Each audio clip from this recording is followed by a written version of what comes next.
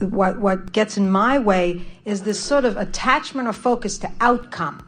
I mean, that what you're really saying is it's joy for joy's sake in the moment. It's not to try and get something. Those are very good words, and we agree with that. We teach that. But here is the dilemma that you face with that. The contrast gives birth to a desire, and the desire is something that you want to experience. And wanting to experience it does mean you are looking for an outcome. And then there is the awareness of where you stand relative to the outcome. And so this business of paying attention to the way you feel is about soothing that time between where you are now and the outcome. But we want to do more than soothe it. We don't want to soothe it so that the outcome comes faster. We don't want to soothe it so that the results are more perfect. We want to soothe it because we want you to have a joyful experience because you never get it done. In other words, if you don't learn that it's supposed to feel good and you don't learn how to make it feel good, then your life cannot be good because there will always be something else that's unfinished. There will always be something else imperfect. There will always be something else in the making, you see. And even though we say to you again and again, you never get it done and you cannot get it wrong, still you choose often not to feel pleasure in what you consider to be less than perfect unfolding experiences. And we say, since you get to continue to unfold, why would there ever be any grief in it not unfolding perfectly the first time? That would be like watching a child beginning to walk and saying, "Get up, you little dummy." "Get up, you little dummy. Why can't you walk?" You don't do that with children. You enjoy every bit of progress they make to a certain point. In other words, you like it when they're not crawling, and then you like it when they crawl, and then you like it when they find their balance, and you clap when they take their first steps, and you like it when they begin to run, and you like it when they adjust their skills. Why is it that you are so ready to have your human experience cap out at some sort of completion? Why is it that you say, this is prime of life? This is as far as your feeling of wanting love is, and this is as far as your feeling of progress is. In other words, at what point should we decide that we should start feeling negative about our experience? And we say never, never. Just continue to be this ongoing, always evolving, always expanding person, always standing in a perfect place. Always standing in a perfect place, because the universe is always hearing you. And your experience is always valid and valuable. And your asking is always important. And the expansion of the universe happens because of it. And good comes from everything that you are and be. And so why not lighten up? Why not start to love yourself more? Why scrutinize your every experience and demand perfection? Why not say, I'm a work in progress and I'm enjoying the expansion? Why was it only fun when you went from crawling to walking? Why can't it be fun when you're learning how to interact with people? Why can't it be fun when you have negative emotion that you didn't mean to have, and then you work harder and have more positive emotion more of the time? In other words, why can't all of the progress be fun? Why can't all of the expansion be fun? Well, it just occurred to me, boom, that, I think one of the things that was going on for me was that a certain outcome meant that I was worthy. I was measuring my worthiness by the quality of the outcome, which is totally ridiculous. So that's because instead of using your joy as your success meter, yes, you have been using the appreciation of others. In other words, oh wow, others say to you, this makes me happy and this makes me sad, so if you want to make me happy, you need to do this. So you learn to perform by other standards in the quest for their appreciation. And that's why we say all their appreciation ever did was be a catalyst to hook you up to source energy. Why not go directly to the root of your source energy? So why not leave everybody else and what they think out of the equation? And when you learn to leave everybody else and what they think out of the equation, then you can go directly to the thought which feels better, and then life is fun right now. You see, as you compare yourself with each other, there's always someone who has had more evolution on some subject.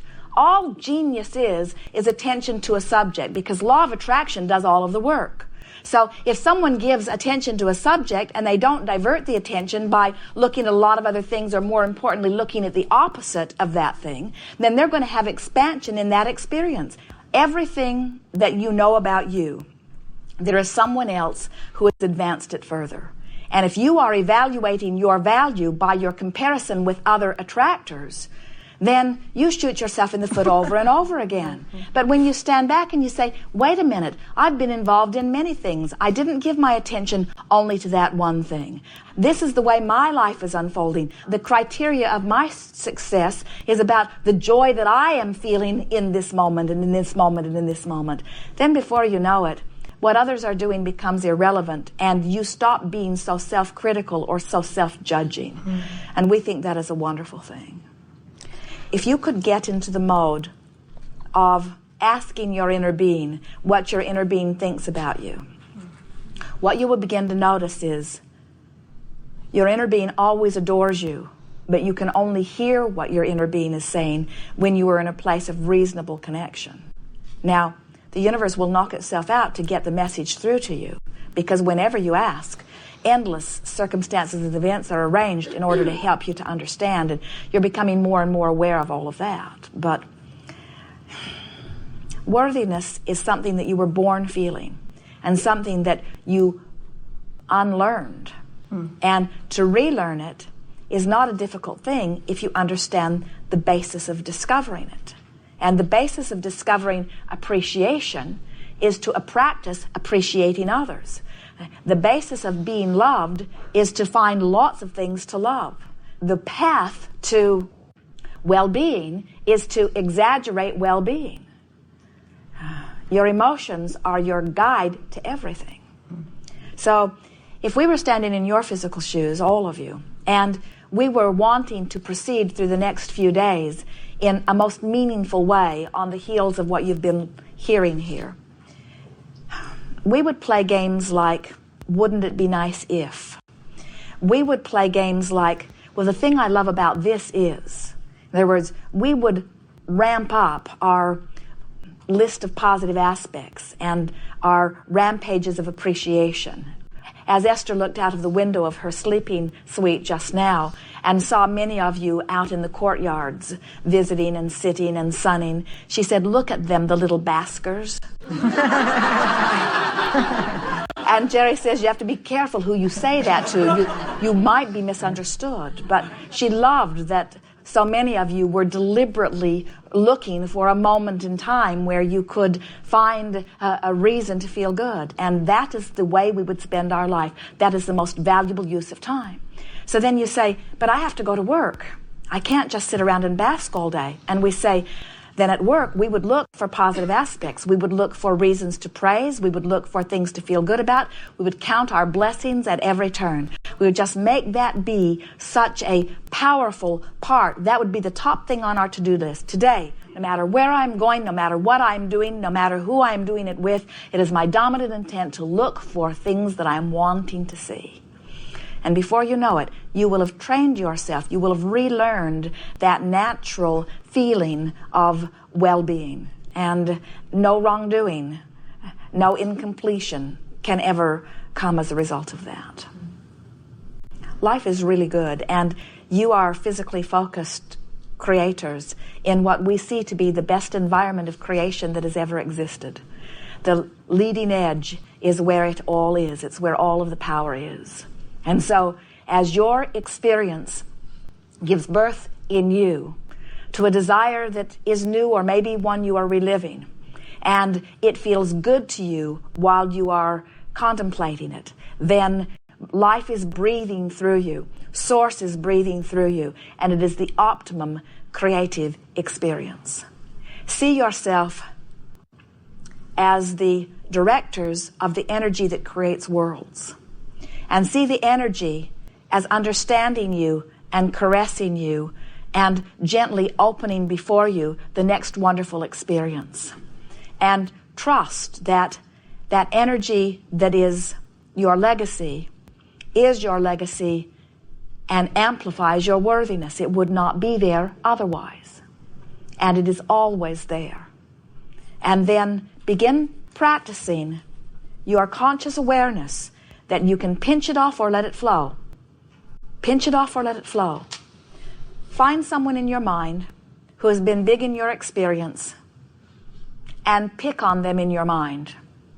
Make 5 or 10 statements of criticism about them and feel life diminishing.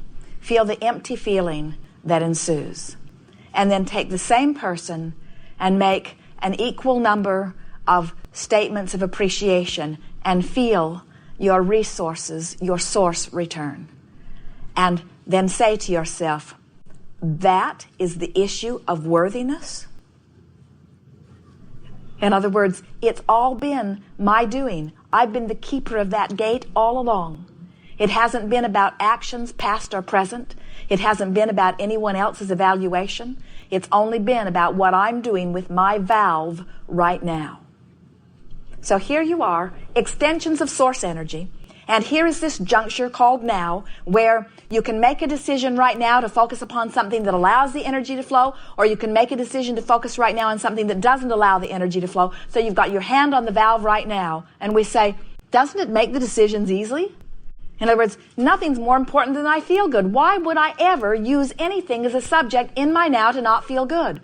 Why would I focus upon all the things that I have to do that I don't have done when it makes me feel that overwhelming feeling? Why would I think about all the things that I did in the past that if I knew then what I knew now, I would have done differently, that feels me full of regret? Why would I amplify that regret right now? Why would I look for things that make me feel bad? And why, when I discover one that I didn't know I was even looking for that made me feel bad, why would I stay there and keep amplifying it? And we say, it's because right now it feels like the path of least resistance. You got to practice something else and make that the path of least resistance.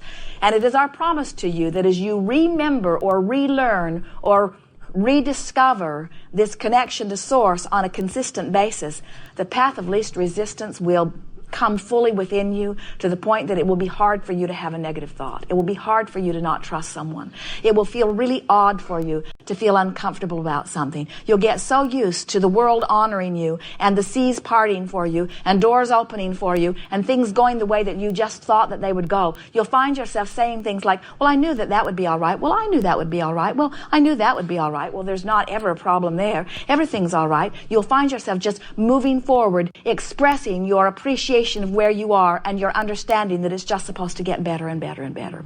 You'll find yourself turning on the television and tuning into something that is so far different than your vibration, and there would be nothing that would ever be interesting enough that it would captivate your attention and give you that knot in your stomach. In other words, you just find yourself immediately knowing that that's not going to get me there, that's not going to get me there, that's not going to get me there. In fact, you might turn that television off altogether. You might never buy another newspaper. You might not listen to the radio. You might not go to places that you are accustomed to going. In other words, you'll get so connected to source energy that you'll be like the bird that is flying from the impulse of that which is coming forth from within.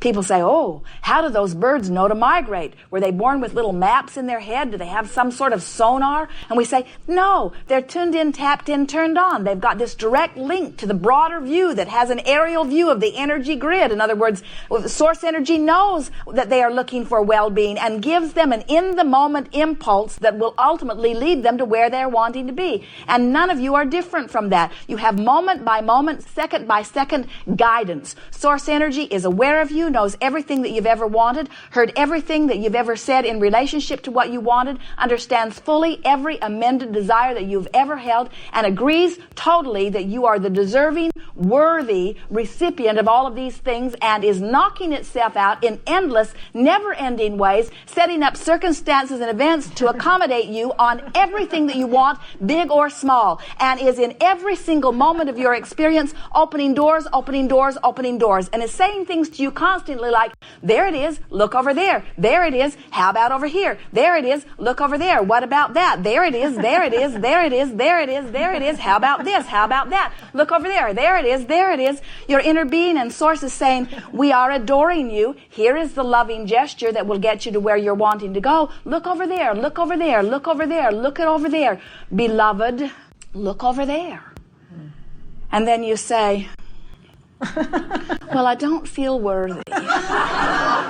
And we say, the universe revolves around you. The earth spins in its orbit. You are here in the perfect platform. Source energy is surrounding you. Your every desire or whim, big or small, is being answered. There could not be a better, more